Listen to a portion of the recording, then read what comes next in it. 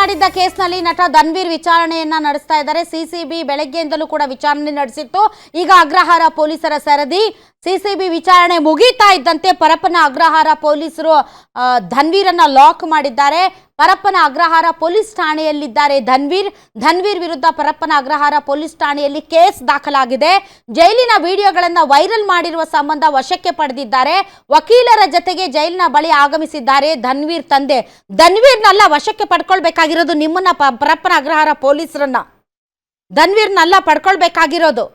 ಇಂತಹ ಅವ್ಯವಹಾರ ನಡೀತಾ ಇದ್ರು ಕೂಡ ಬಾಯಿ ಮುಚ್ಕೊಂಡು ಕಣ್ಣು ಮುಚ್ಕೊಂಡು ಕಿವಿ ಮುಚ್ಕೊಂಡು ಕೂತಿದ್ರಲ್ಲ ನೀವು, ನಿಮ್ಮನ್ನ ಒಳಗೆ ಹಾಕಬೇಕು. ಫಸ್ಟು ನಿಮ್ಮ ಮೇಲೆ ಕೇಸ್ ಹಾಕಬೇಕು. ಮೊದಲು ವಿಡಿಯೋ ವೈರಲ್ ಆದ ತಕ್ಷಣ ವೈರಲ್ ಮಾಡಿದವ್ರನ್ನ ಕರ್ಕೊಂಡು ಬಂದು ಅವ್ರನ್ನ ವಿಚಾರಣೆ ಮಾಡೋದಲ್ಲ.